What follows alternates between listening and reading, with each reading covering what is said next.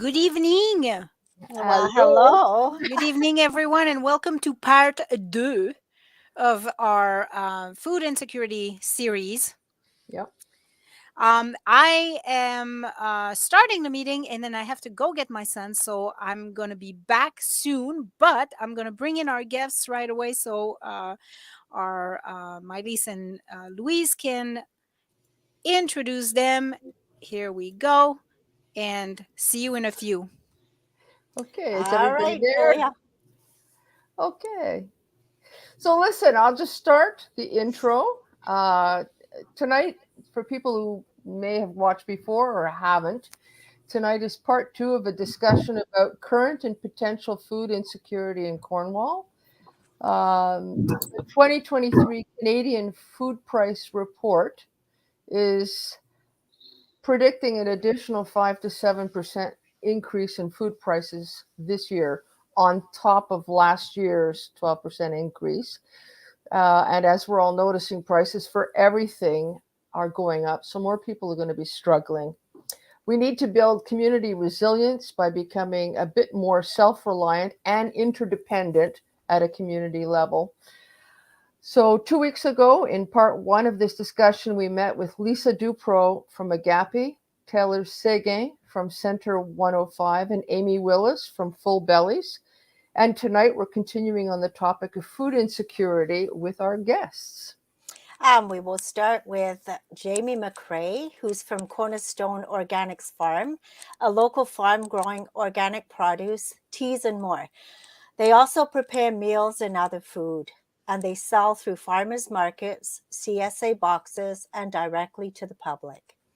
We also have Carolyn Hebert, who's the executive director at Social Development Council of Cornwall and area. All Things Food is one of their standing committees. Carolyn herself is passionate about curbing food waste in her own life and is active in many areas related to food and resilience. We also have John and Susan Towndrow, who are active in Transition Cornwall Plus. Transition Cornwall Plus is a working group with the Social Development Council of Cornwall and area. Its goals are to inspire everyone in the Cornwall area to work together to increase our community's capacity to thrive in the face of challenges. Challenges such as the rising cost of energy and food, extreme weather, and financial uncertainty. It's actually getting to be a bit of a scary world out there, honestly. Oh, yeah. Yeah. So that's the intros. Over to you, Louise. Yeah. So listen, if we can start by you all telling us a bit more about how you relate to this topic, we can kind of kick off the conversation. You want to start, Jamie? Hello? Oh, I'm not sure if either one of you have noticed, but in the background private chat, Jamie wrote, oh, I she can't. can't hear anything. Okay. Well, I don't know what to say. So what we'll do is we'll start with John and Susan and Carolyn, and then when Julie comes back, she's the one that has to bring her in. Oh, yeah? Oh, God. Okay. Yeah, All right. Okay. So, John and Susan. Okay. Well, thanks for having us on. This is really good to be in company of like-minded people. So, just a little bit about Transition Cornwall Plus. Of course, it's a local organization, and we've been working to make the shift away from oil and other fossil fuels and reduce our dependence on them. And the main reason for this, of course, is to address the climate crisis that we're currently facing. And when we started almost 14 years ago, it didn't seem like climate change was very much on the radar. So we had a huge job to bring that to the attention of people in the region. And Transition Towns is a kind of a broader organization across the world that actually began not that long before we started, which is about 15 years ago. And the idea is that if we act locally, at the community level, we can effectively generate some solutions to the climate crisis without waiting for like larger organizations and national governments to act. Of course, it's still important for us to press local, provincial, and national government in Canada to and corporations, of course, to make changes, but they tend to be slower to act. So locally here, we focused our attention on things like areas like active transportation, getting around without as much use of your vehicle, reduction of waste, getting more tree cover in the area to reduce urban heating, and also, of course, food action, so that we can encourage more locally grown and sourced food. And we've done this through films, events, and seminars and hands-on projects over that 14-year period. Right. Okay. And Caroline, you wanna? Hi, everyone. So I'm the Executive Director of the Social Development Council for Cornwall and area. We are, I guess, the organization in the community who's fighting to reduce poverty and just really overall increase the well-being of our residents of SDG, Cornwall, and Akwesasne. 172,000 people live in our region. And so when it comes to food insecurity, we really want to focus on the prevention of poverty, prevention of these core issues. And so we've done some reactionary programs when it was necessary. We have a great collaboration with the United Way. So through the pandemic, we did some food hampers and gift card initiatives to relieve the effects of food insecurity. But really, the work we are trying to do is to eliminate food insecurity. And that doesn't always have to do with the cost of a head of lettuce at the grocery store, because unfortunately, inflation is going to happen, going to continue happening. Obviously, it's happening at a rate that we're not quite used to.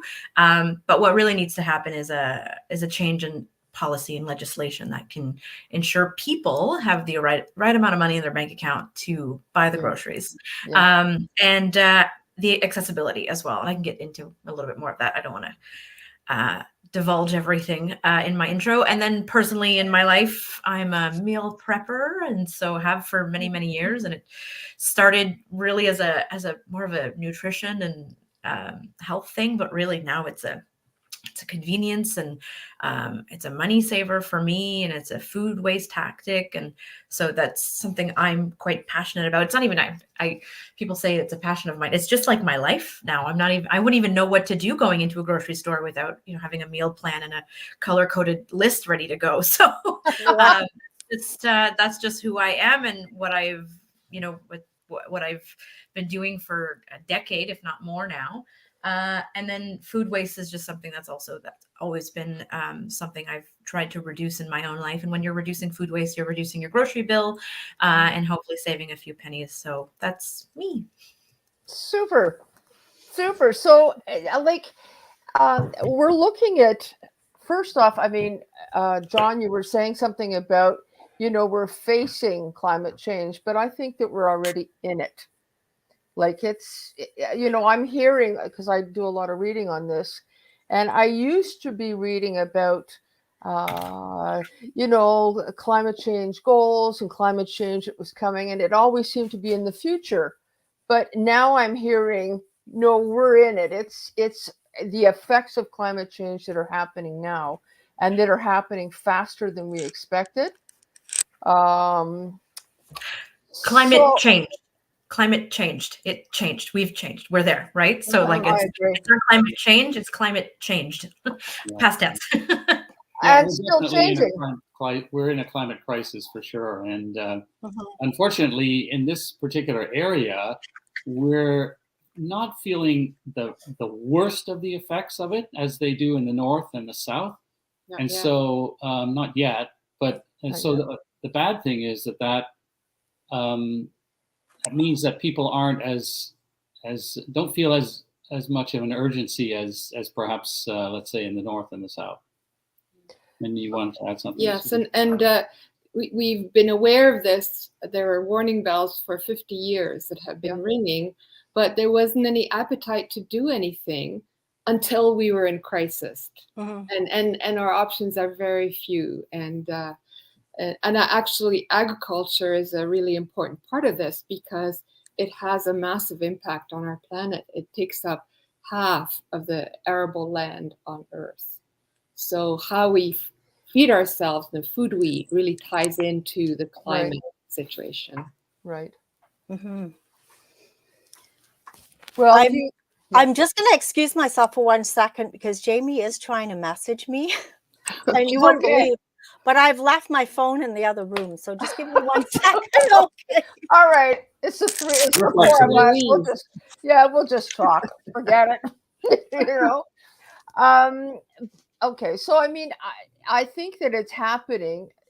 My personal gut, and I'm curious about you guys. My gut reaction is that it's going to keep going. And as you said, we're not noticing it enough yet to really believe it, to buy into it. But it's starting to happen. We're starting to see less stuff on the shelves. And also for people who garden, certainly I see a difference in how stuff grows. Do you? Do we see? You mean how things aren't growing as well, or there's a problem growing? How things are not growing as well. There's bugs that I didn't used to see like 15, 20 years ago that are, taking over. Yeah. I don't think it's really been noticeable for us yet, but we have access to water, and I don't use pesticides, but we're careful with how we garden. Yeah. What about John and Susan are experts as well. They are expert gardeners. Well, we are learning too. You're always learning. Yeah, I think we have. I don't know whether it's particularly unusual, but the fluctuations in weather, like periods of extreme heat and sometimes cold. I'm thinking back to last spring when it was hot, cold, and so it made it a bit challenging to keep up with that and garden effectively. And we're like John is saying, we're seeing the climate change. I went kayaking on November 6th this year in a t-shirt, right? Like, which I was thrilled to do, but at the same time thinking this isn't right? No. Also, just look at the snow we've received this year. This is not normal for January 26th to have had 1 to 2 massive snowstorms a week since mid-December. This is way more than we're used to. Climate and temperatures have and will continue to change. I know that when it comes to like the municipality, we're not only just looking at, what we can do to reduce our effects to climate change, but what are we going to do when like we're fighting it right now? Like we have to react to it as it's happening. We have to have a plan of action when these storms are happening and we don't have the resources to deal with them because we're not ready, because it's not normal, right? So municipalities are having to adapt, create climate change adaptation plans, and it's similar with increased rain or increased heat, or it's whatever season it might be. The weather is just not it's not normal. I think everybody can agree. Yeah. Right. Okay, Julia's back. Thank goodness. I'm back. What I missed? Well, Jamie got kicked out for some reason, so we were waiting for her to come back in. Well, she couldn't get back in until I let her in. So. Exactly. So, actually, Jamie, we ended up getting everybody to talk a little bit more about themselves, but then you disappeared. So do you want to tell us a little bit? I disappeared. Yeah, you just disappeared. So if you want to tell us a little bit about Cornerstone Organics, how it started, what you do there, your awesome irrigation system, maybe give us a little bit of info. Sure. So I own Cornerstone Organics with my husband, Matt. As a farm, we've been in operation for about 12 years, but really more as a full-time thing in the last maybe 5 years. We're a CSA farm, which is a community supported agriculture farm. So we do weekly food boxes and deliveries and farmers markets with our vegetables. And then this year we bought an aquaponics operation.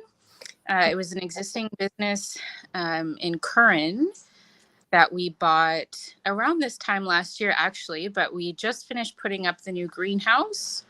So we should have winter greens within the next maybe week or two, but then forever and ever sort of thing. Like we'll be able to have winter CSAs and winter greens, which is great in terms of local food and being able to access it in the winter. Aquaponics means that it's fed by fish, not by synthetic fertilizer. So it's completely natural. It's a circular system. The fish fertilize the plants filter the water goes back to the fish clean. So it's a pretty sustainable system, which is why we were interested in it instead of traditional, which is actually so much easier than aquaponics. But here we are. So yeah, so that's what we do. We also do meal plans for people through the winter. We offer prepared food and meals for the winter. Yeah. Okay, super. Thank you. So we're back to kind of climate change and how that is affecting things. If any of you can jump in, but how do you think that that's going to affect things in the next 5 years and then ongoing?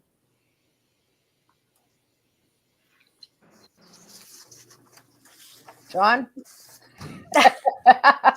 Well, I think it seems to be well known that with the changes in climate, we're going to be facing some drought conditions, and for people who are like us who are gardening in town, that's one thing because we have access to water. But farms that rely on precipitation and so on, that's a bit of a scary scenario because we could have longer periods of drought or sometimes too much rain, which can affect both of those can affect the overall yield. And so that's the thing that is very concerning. And it's not always that predictable, so there may be ways in which we can have a variety of different crops. The farmers could have a variety of different crops, but that's not what people are used to, and so there's a huge learning curve to get to that point where they can feel like they're going to be resilient to those massive changes. Well, there's something else that I'm thinking of as we're talking about this, which is, it's not only we're accustomed to having food from around the world, right? So as you see other countries that end up with climate catastrophes where their crop yields go down, they lose crops and so on, that means we will not be able to import their food, or it will be so expensive, it will be prohibitive. Therefore, in Canada, we're going to have to make up the shortfall somehow by growing more food locally. Does that not make sense? Yeah. Yes, Carrie Lynn. Yeah, there's a lot of this is being impacted by climate change and will continue to. There's other things to consider, right? Like there's oil and gas is there's multiple things contributing to the scarcities there. The labor shortage is really we're seeing across North America. So if we don't have enough people driving trucks across the country or into like across North America to bring us the supplies we need, we're not going to see them on the shelf. So the labor shortage, there's many things impacting here, right? And things that our federal and provincial governments could likely step in with policy changes to help support us. Or when it comes to labor shortage, there's a wage disparity that's not being talked about here yet, but wage disparity is something that is severely impacting food insecurity, and be it the wage disparity you may be facing, which means you don't have the right amount of funds to buy the right groceries to fuel your body correctly to be a contributing member of society, or the wage disparity in those positions where people need to be to get the food to you, be it the truck drivers, the distribution centers, that right. So there is a huge gap there that we need to take into consideration as well. Yep. Yep. So, I mean, there's definitively things that, can be changed by policy, especially, income, so that people that are working are able to live, right? Pay their bills as a result of their jobs. And then on the other side, and that hasn't changed a lot over years, right? I mean, we've known that for a long time, that there's enormous wage disparity. Not with the rate of inflation, right? No. Yeah. So we've seen these tiny little increases to the minimum wage, but they are nowhere compared to what we're seeing inflation. I was just looking at my gas bill from 2021 to 2023 for the same period of time, for the same volume of gas used, it nearly doubled. My salary has not doubled, and the minimum wage has not doubled. No, and then you have to also consider the housing crisis. So a lot of people are seeing massive increases in their housing bill. And so they're having to choose between paying their rent or their mortgage and getting the groceries, right? And so everything is increasing quicker than the wage. And so we talk about minimum wage, but really what we should be looking at is a living wage. And a living wage is different per community. So there's Living Wage Ontario, which campaigns with communities to implement living wages within their community. So a living wage in Toronto is very different to a living wage in Cornwall and SDG, Akwesasne. So there's been a process locally. It's not announced yet, and I won't announce it yet because it's not my thing to announce, but a calculation has been made for our region of what the living wage is in Cornwall, SDG, and Akwesasne, sort of like an average so that we can have a regional. And it includes I've seen the spreadsheet that they use to calculate. It's not just your utilities, your housing, your groceries. It's not just the bare minimum. It allows you to take your kids out for a meal maybe once a month, maybe take go to a movie. It allows you to have a Netflix membership and a cell phone, because those things aren't luxuries. Those are the basic necessities of life now, right? So someone who I used to work at Agape, and sometimes donors would come in and criticize clients with cell phones. Well, could you imagine if you were a parent and had kids at school, but you had to go to the food bank or the soup kitchen to get a meal, but you weren't around a phone? Or if you're looking for a job, you don't have the funds to buy a laptop. So the only way you're applying for jobs is with a phone, because you can't really walk in and apply for a job anymore. These are basic necessities, including Wi-Fi, all of this, right? So the living wage calculation includes what a family can live with, not just survive. It's maybe not thriving, but it's kind of in the middle there. And so for our community, it's not anywhere near what's the minimum wage, $15.50 now? Yeah. You could be wrong. It's closer between $18 and $20 an hour. So that's a huge gap, massive gap. And then there's the basic income pilot that was scrapped by the current government, which was seeing massive success in the piloted communities, which saw low-income individuals receiving a basic income, which was allowing them the ability to live a decent life. And the thing is, then you get the business owners tell us, well, we can't afford to pay more.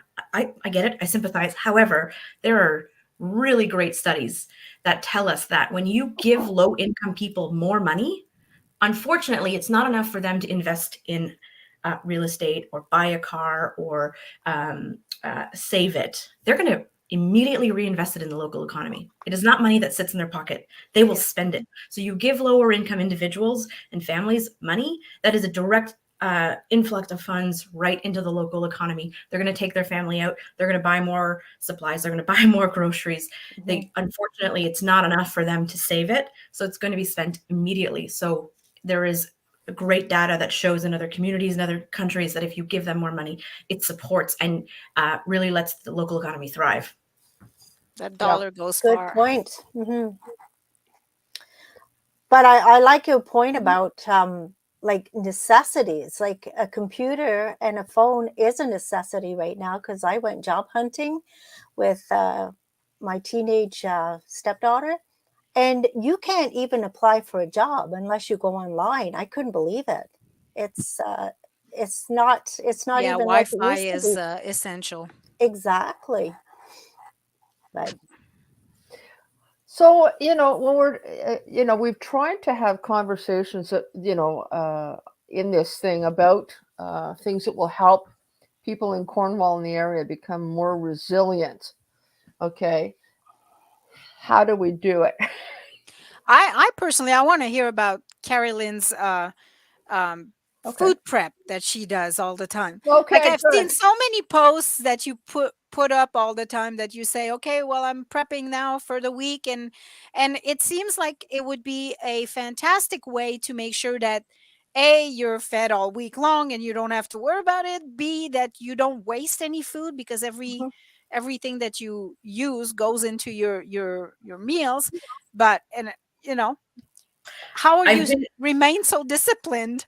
I've been monopolizing the organized. conversation for the last few minutes, so I don't know if either of the other panelists want to speak before I jump into that, because I feel like I've been talking maybe more than I should. But Jamie does Who I am, food prep unfortunately, as well. but if not, I can, and then I can. I'm happy to. I don't want to feel like I'm the only one. But Well, I was you can I was share, mentioning, sure, yeah, Jamie, I and was you can mentioning share because Jamie does a food preparation as well. for others as well, For right? So that's others, yeah. So that's don't another.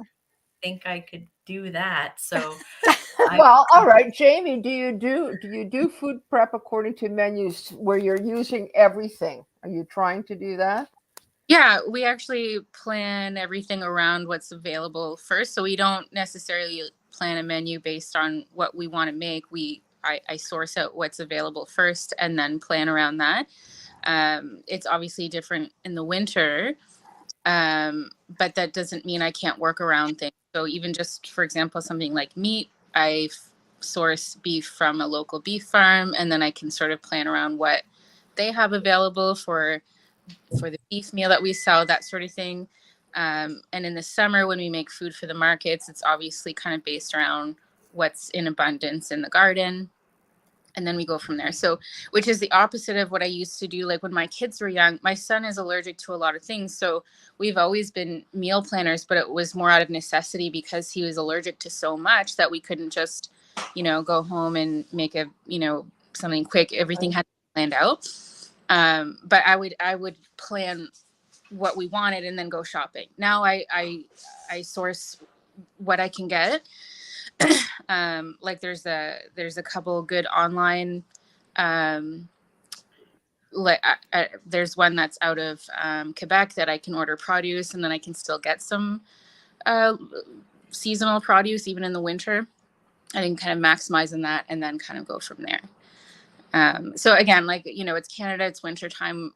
It's a little bit different as far as what we can access, but I find for the sustainability part, I can kind of go with the ingredients first, and then things will carry over. So if there's something that is being used this week, but not necessarily all going to be used, I don't have a great example, but then it just automatically gets put into the next week's meal plan, whatever is in excess, if that makes sense. So does that mean that you're using food that comes more from Canada? Yeah, so that's a huge priority for us, is to start with what we can get locally. I do have to make some exceptions this time of year, but I always start with what I can get locally, even if it's something as simple as meat. Even if all I know that I can get locally is meat, then that's what I can start with, and then I'll build from there. Okay. Yeah, I think that's a really important point. Is that if if all of us try as much as possible to focus on reducing those food miles, then ultimately that has an effect on our carbon footprint, right? Right. And it's not always possible, but if you start from that point of view when you go to either buy or grow your groceries, that grow your food, then every little bit helps, and be conscious about where your food comes from, I rather think than, because you can get local apples, for instance. You don't have to get apples from South Africa. Right, and no. it makes a difference in the carbon footprint, like you say. Yeah.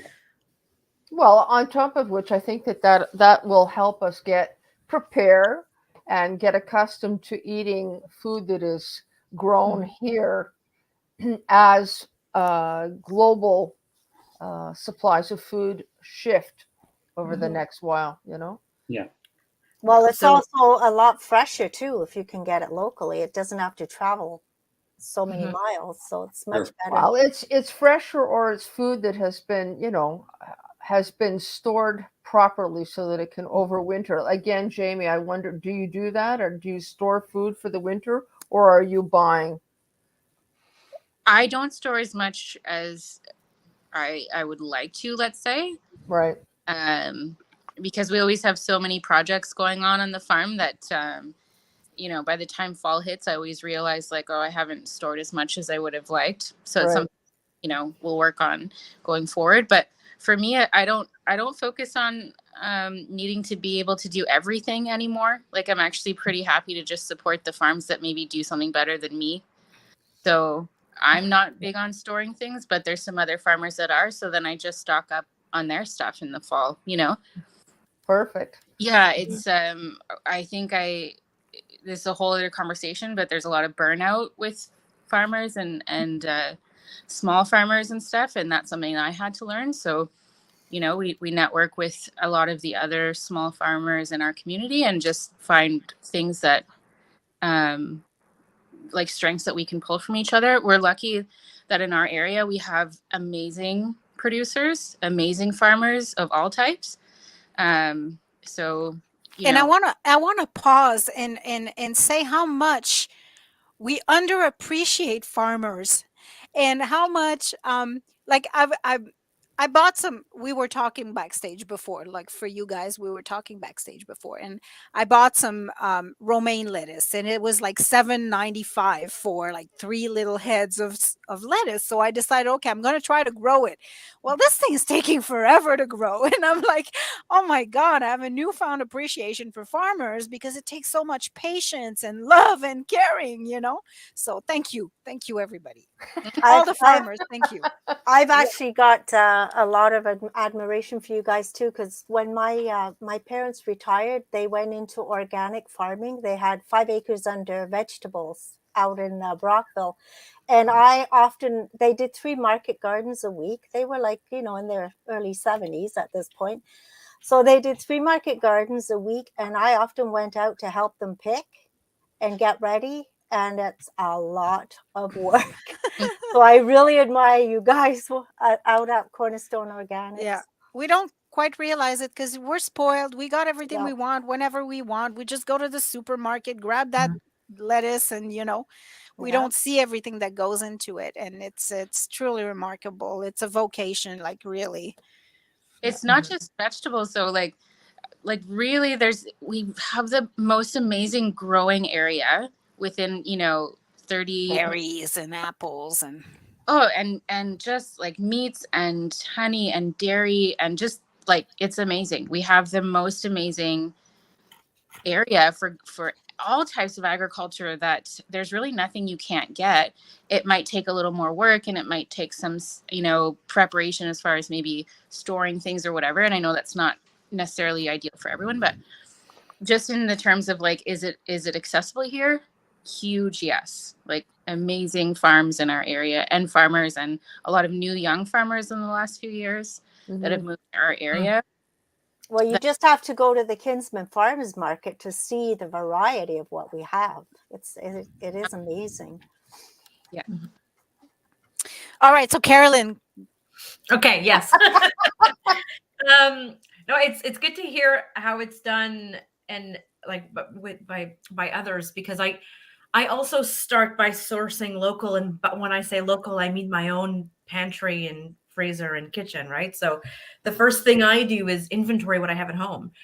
So before I make a list or a plan, and so if for whatever reason I bought one too many tomatoes last week, and it's sitting in, which I'm usually pretty good with, but sometimes I buy one too many, or whatever it might be, or there's extra parsley in the fridge because I didn't use it all last week. And if it's in there for a couple more weeks, probably won't survive. So I look at what I have, what kind of grains I have in my pantry, what's in my freezer in terms of meats. I'm one person, I live alone. So if I buy meat, usually I'm buying more than enough for 1 week. So I'm freezing a lot of it. So I look at what I have in the freezer. And so I get kind of make a little inventory, come up to my desk, and then look at my week. So I live a fairly busy lifestyle. And so I look at what I have going on. Do I have a meeting that's close to a meal? Do I have a meeting that's during a meal? Do I have a family thing, whatnot? And then I actually have a spreadsheet that I reuse weekly that has sort of lunch, breakfast, dinner along for 6 days, and then snacks. And so I fill in, I've got lunch with a friend on this day, and so then I take my inventory and I tend to look. So I also try to look at budget and single income households. So looking at the cost of things around. So I have the app on my phone, which I love, and I can't remember the name of it right now. The Flip app, which has every store, so every grocery store's flyer. And so I take a look at what's on sale.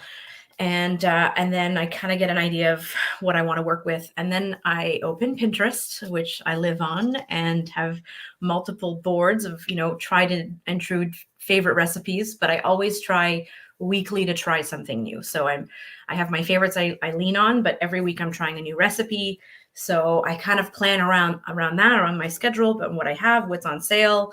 And then I make my grocery list, and if I have the time, I will price match. And I shop at Frisco because they will accept price matching. So I have a little color-coded list and organized by sections in the store and where the produce is and where the meat is and the dairy. And so I'm in it. Like I think I could probably do this for a living. Honestly, it's Wow. like I even have a system as to where I park my car to be close to the grocery cart corral. Anyway, and I don't know what I would do without the system. So I do my shopping, and I often, Fresco is great, but there's often things I can't get at Fresco. So my backup is Farm Boy, where I might be getting some fresher meats or some other, like they just have much better Kalamata olives than anywhere else, right? So when I'm making a Greek dish, then you got to splurge a little bit. Right? Splurge on some Kalamata olives, especially if I've saved $11 at Fresco. So and I tend to do everything on Saturdays, refrigerate it, and then Sunday mornings, bright and early, wake up.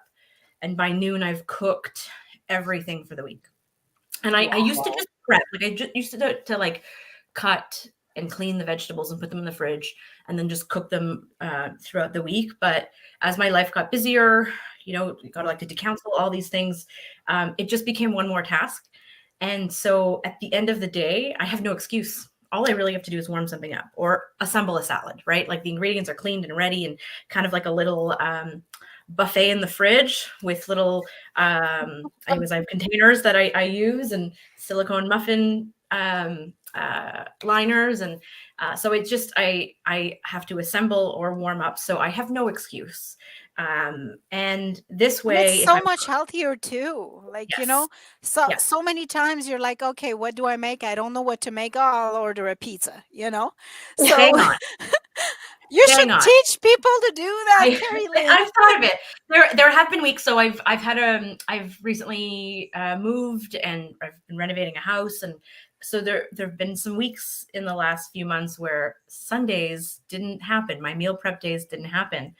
And I found myself at local restaurants or takeout, and I'd eat pizza every day of the week if I didn't do this, right? Which obviously is I can't afford, and my body can't afford either. And So now I have no excuse. And it's funny, once upon a time, a while back, my mom came to my apartment and she opened the fridge, and it was like a Saturday or a late Friday, and there was nothing in the fridge, maybe some condiments.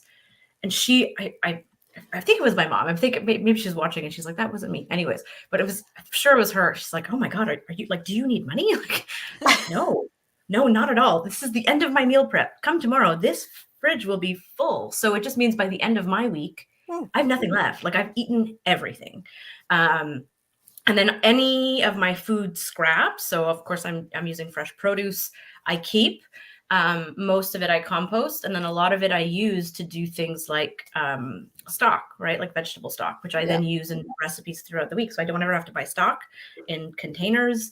I've got it in the fridge. So I try to keep that. And sometimes I can get creative and do other things, but for the most part, I'm composting or freezing until I've got a big sort of baggie full, and then throw that in the crock pot for 12 hours on low, filled with water. And then I've got some delicious stock, and sometimes I forget about it and it's in there for 24 hours and it's still delicious. So it's not that hard. But for me, it works, and it works because I made it a habit. You know, I think it sounds like a lot of work, but it just doesn't, like, there's no other option for me at this point. Like, I couldn't imagine having to, like I said earlier, walking into a store without a list. So it does take time to build these habits, and to even just have the right equipment on hand. And so, you know, investing in the right containers and like glass containers, because I will not reheat plastic and things like that. So there was a gradual period where I had to invest in the right equipment, but with time, it's allowed me to save a lot of money with my grocery bill, but then also, you know, removing a lot of eating out. So yeah, maybe one day if I have extra time in my life, I'll put together a TED Talk or a workshop or something. But I think it's important to talk about this, because this is really what Louise and I and Mylise were talking about. Like, things are changing, and we have to take on new habits and new ways of doing things. And, you know, growing some food in your backyard might become something that we have to do. And so, yeah. Well, I Teaching. do that. I grow. I have my own garden. I use wood chips for water, to keep water in. And I fill a freezer at the end of the summer. That's Sometimes too much of. I'm a tomato freak, so I've got enough tomatoes to last me till the second coming. But you know, I am taker if you need to I unload have some a lot. tomatoes. I have a lot of tomatoes, a lot of frozen. Okay, but you know, stuff like that. I mean, I think what you do is fantastic. It's a terrific. Carolyn, do you ever freeze? Yeah. So what I'll do is I'll freeze full meals. So again, I live alone, right? And I'm sorry, like when I meal prep, some weeks I think I'm gonna eat this for 5 days. Never happens, right? No. I try now to be better at, like, I'll prep 5 days worth of something and 5 days worth of something else and 5 days of something else, but I'll keep 3 in the fridge. The rest I'll put in containers that I can just freeze. So then when I have busier weeks where my Sundays and my Saturdays, I just don't have the time to do the full meal plan, I know that I can just pull out, you know, a stir fry that's ready to go, or a soup that I've frozen. So I don't freeze fresh stuff. I've tried to garden. It has been a failed mission every time. And I try every year. Like, I do like potted stuff, and I'll do, you know, cukes and tomatoes and certain things. And I'll get a little bit green beans. I'm usually successful with, but so I don't tend to freeze the fresh stuff, but I'll freeze prepared meals. So when I moved, I ended up, I have a basement, which is great. And the former owner had a freezer that I bought off of him. So I now have a freezer in the basement so that I have the room. I didn't before. I just had, you know, my fridge. I have the room now that I can make extra meals and then just freeze them in containers. And then throughout the week, if I don't have time to do the full meal prep, I froze a whole like oatmeal and blueberry kind of casserole thing, just popped it in there, pulled it out. I made it for the week. It was like Tuesday and I hadn't had any of it. And I thought, okay, I have a week where I'm not going to have breakfast. So I just froze it. And then a couple of weeks later, I pulled it out and it was good for the week. So I'm freezing full meals, a lot of soups. rather than the fresh stuff. Okay. And John, do you guys freeze as well, given that you do garden for food? Yes. Yeah, and we do freeze some things, but there's a limit to how much we can freeze because of our space. We're not going to have 2 or 3 freezers in the house to accommodate it. So we freeze as much as we have room for, which is, tomatoes and some vegetables. But um, for a lot of food, we like to try to eat as much as we can in season. So all through the growing season, then we have lots of food from the garden. And then in the winter, we can depend on things like squash, which don't need freezing. We just store it in the basement, and of course, garlic, which lasts through the whole year. So it's a mix of some freezing and some canning, but not a lot. I would say we try to sort of work with the seasonal food. And I was curious to know, Jamie, whether you have a CSA as part of your operation. Yes. Yeah. So I mean that's something that people can take advantage of locally. Is there's a number of people in the region who have CSA. So because what is CSA?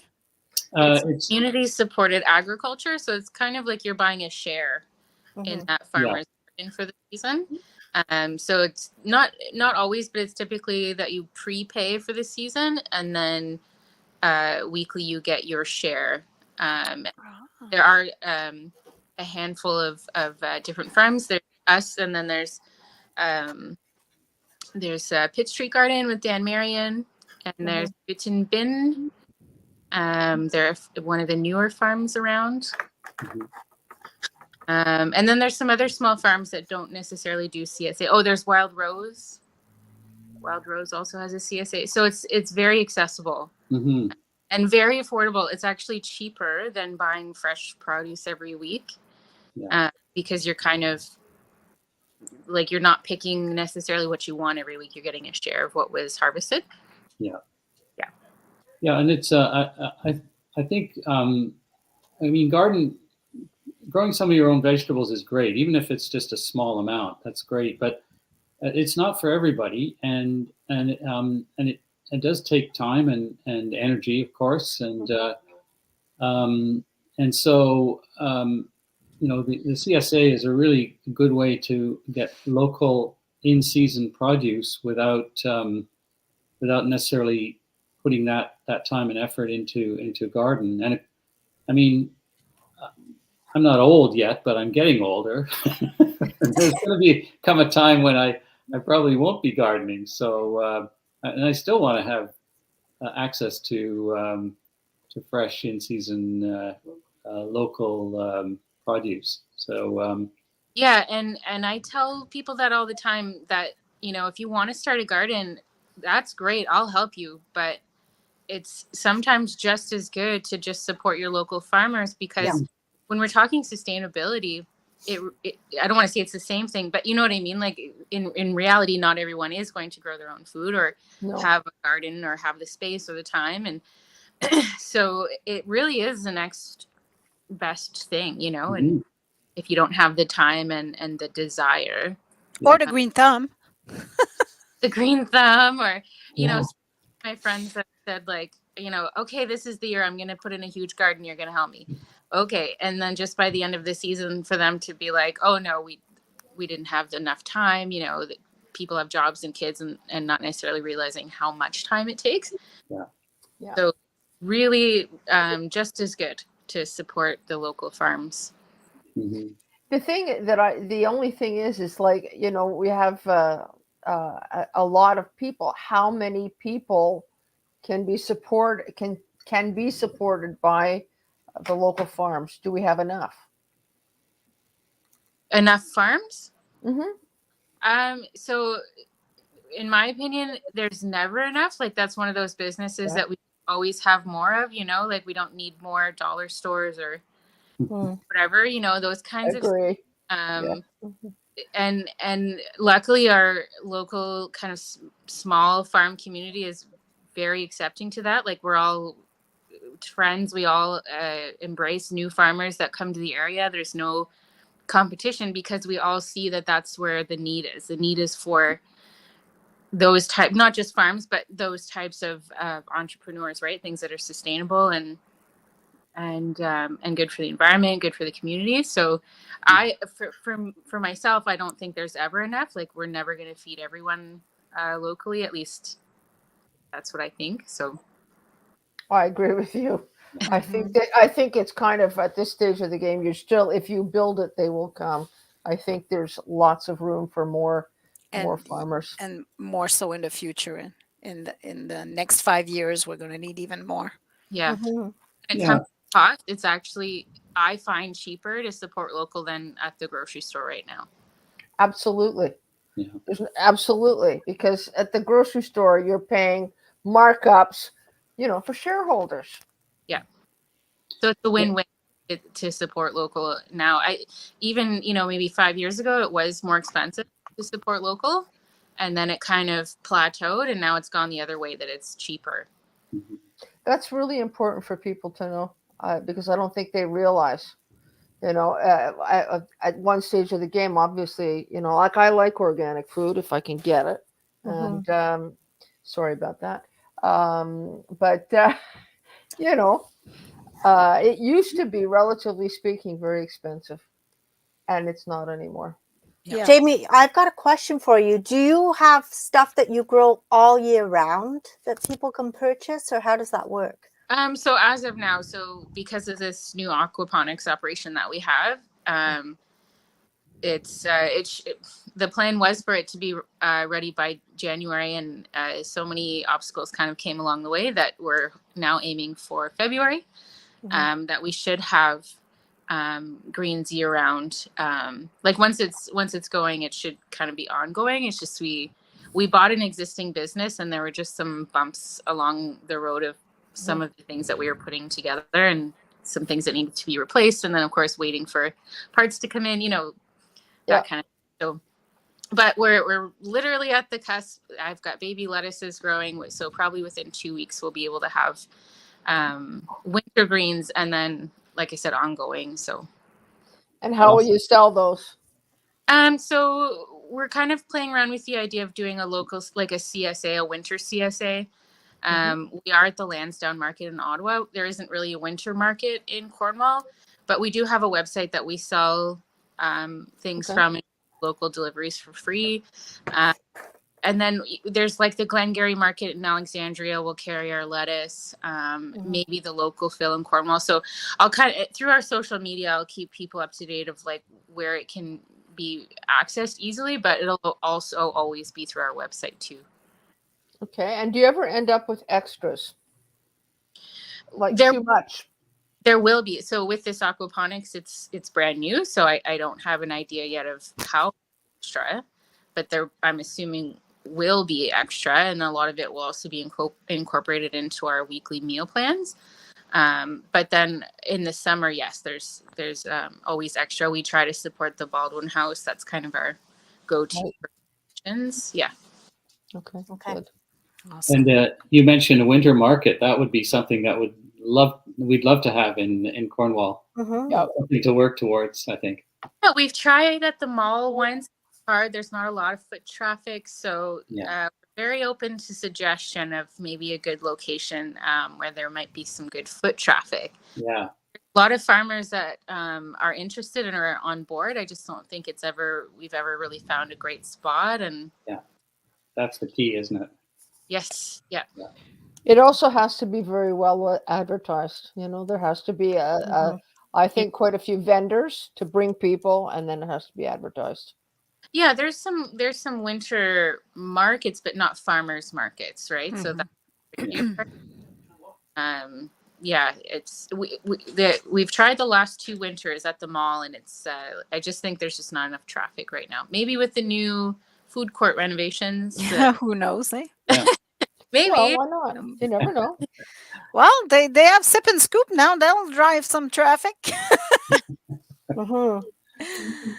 All right, guys. Well, I want to thank you so much for being with us tonight and help us answer some of the questions we had. We'll probably do a follow up at some point in the future. So I want to wish you a good night and thank you again for coming. Yeah, Thank you so much.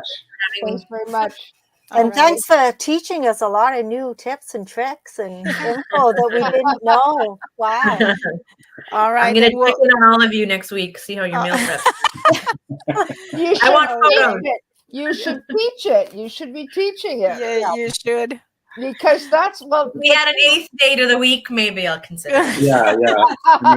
With your spare time. All right, So Jamie, actually, Carolyn.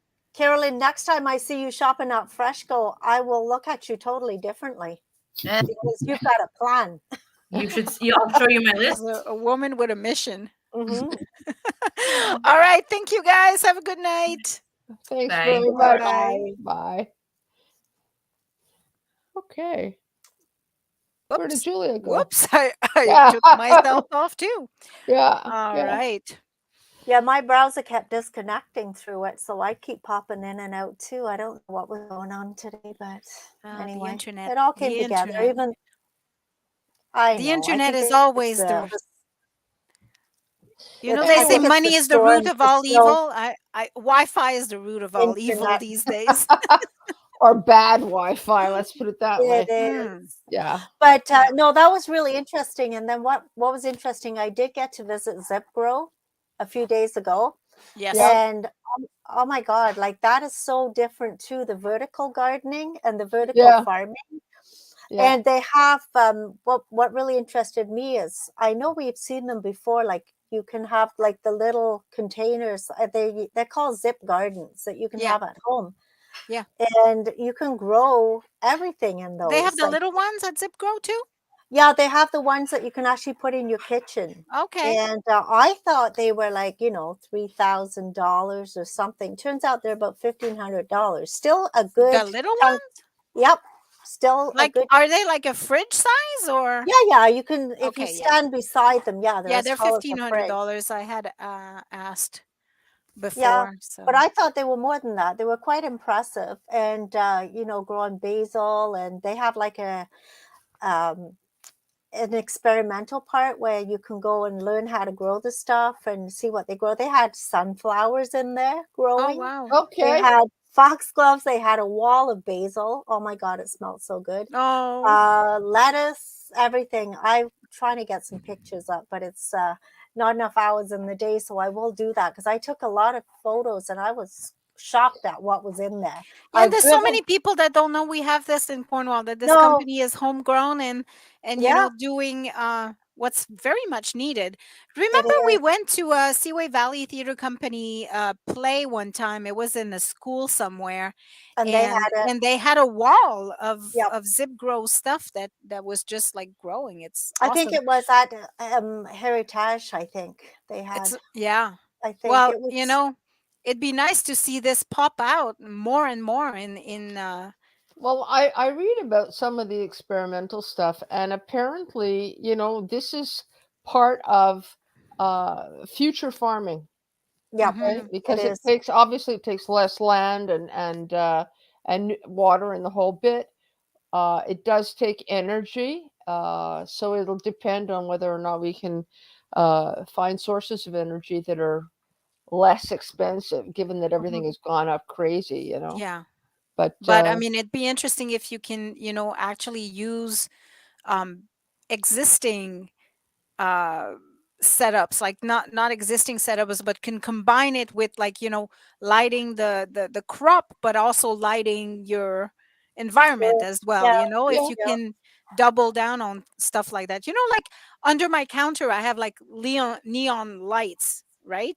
So if right. you can use the under the counter to light up your kitchen, but also grow your stuff, it Grow would the be. hydroponic lights or whatever they Yeah, call them. yeah. Yeah. It was actually Anyways, quite interesting because they were saying that a lot of people they could drive by, which I did too until I got to go in. They think there's other stuff growing in there. well, of course they would think, because Well, and it looks like it. Yeah. you hear hydroponic and Yeah, exactly. But Well, hydroponics. we also got to taste some of the stuff that they grow in there too, because they had a little spread. Oh my God, it was super fresh. It was so good. Well, I Wow. think that this is something else that there's all kinds of things like that that that companies like that could and should be encouraged to grow locally because the local market is there, Yeah. Yeah. as well as But people. it's funny when we went to Niagara Falls, we drove by a facility that does grow weed, and it's unreal. Like you could see it from miles away, like Yeah, the halo of light that came out from this. I'm like, whoa, it's pretty cool. yeah, I But know. It's fascinating. I think that one of the things that we didn't talk about very much while our guests were on was Transition Cornwall does do things that include things like CD Saturday, and Yeah. they I can't remember what it's called, but they I wanted to actually ask that question because I was hoping there's going to be a CD Saturday. Usually it's in March. yeah, yeah, And I, I love that show because it's the start of the growing season. yeah. It feels I good. believe they're having it again this year, and they also I wrote down my yes, they also have the edible plant Yeah. giveaway. oh yeah, Uh, I guess Yeah. that's in May. Yes. I really think while it's not practical for most people to grow everything that they and their family can eat, sometimes if you have the time it can be very, very gratifying to even to just grow a small amount of things. Hmm. And if you are like me, we're more inclined to do it. I don't grow just for seasonal. I grow all the things that are really expensive to buy, you know, and I freeze it. Why not? So yeah. I'm happy all year. Do you I grow used potatoes to. at all? Huh? Do you grow potatoes? Yep. I always Yeah. grow Oh my potatoes. goodness. I, I used to be very spoiled. My oldest son used to put in a vegetable garden for me for Mother's Day, and yeah. then he would tend to it. And Yeah. then, of course, he moved to Calgary and did it for his dad after that. So after that, I kind of put in, a few tomatoes and this and that, but I don't know. Like I say, it's a lot of work. It It really It is. is. is. It is. I agree. It is a lot of work, Yeah, and I do it still. But there's a great deal of satisfaction. there is. You There know, would be. There would be. Like, you know, it's. when I Well, grew my one tomato, I was so proud of myself. I'll Like, show you next. I'll show you this year. Maybe we can. We should do something like that. It's. hey, we It's. should do a community garden. Well, you somebody know. is asking if you can. Yes. Well, I If don't you, necessarily. It's not so much that I can. I'm the freezer queen. I know how to can because I've done it. But I've decided to buy myself a freezer. If you can afford the freezer, they're not that expensive to run in over a year's time. Mhm. And I know how to prep. And a lot of prep actually for a lot of foods is just wash it and freeze it. Hmm. And I know how to do it. So yeah, that's Well, that's good. what I like, and it's so easy, like grow lettuce, and then I just go, take my bowl, pick the fresh lettuce, and then yep. it just keeps growing back. That is something I can handle. And that is something that people don't realize how wonderful. I grow like broccoli. I love broccoli, and I thought that was hard to grow. No. Yeah, it I thought they can be. were like, It can be touchy. It can be like last year. It was very hot, and the stuff it bolted. I got very small heads and then a lot of side shoots, but Hmm. it was less isn't exciting. it broccoli that is not green What do you mean? unless you hide it from the light or something? There was a No, that's vegetable. celery. Oh, Celery. is it? Okay. Celery gets too green and it gets tough. It's Follow-up question: do you use a food saver or just Ziplocs? Ziplocs. Ziplocs, yeah. Ziplocs. The other thing I do is I save Mylar bags. So when you get something that comes in a big Mylar bag that has a zip seal, I Hmm. wash them and I reuse them because I find that they're better for freezer burn. Hmm. I Interesting. actually save a lot of. I'm a bad. I save this stuff. I like it. I save milk bags. So Okay. I wash the stupid things. I don't actually drink very much milk, but which means, by the way, save me your milk bags. But I, you can What wash. do you do with milk bags? You cut them so that Eh, one end is open. Wash them thoroughly. Dry them. But what do you say? What do you And save in then it? berries. I have like a ton of raspberry plants, so I save my berries and stuff like that. Mm. I can save. I chop up. I like tomatoes, but I like growing them. There's something wonderful about seeing all these beautiful tomatoes, right? Or Hmm. ugly ones. It doesn't really matter as long as they grow and I ripe. I grew actually black cherry tomatoes last year. I did grow those. Yeah, yeah, yeah. I've grown them. They're great. So when Hmm. I end up with a bunch of stuff like that, I just wash it and then I chop it roughly, and then I just freeze it in bags that are, a couple of cups, and then I throw this into, spaghetti sauces and other stews and stuff like that. Terrific. It's just that I have a tendency to overdo it. So my neighbors have all gotten frozen tomatoes, lots of them. Well, it's not a bad thing. Yeah, You're feeding the neighborhood. That's good. yeah. You are the community garden. There you Yeah. go.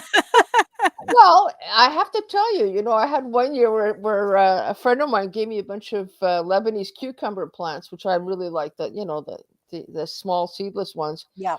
and they grew. Boy, did they grow! So I ended up carrying a bowl to all my neighbors, people I didn't know, whatever. But hi, would you like some cucumbers? Oh, Great way to meet people.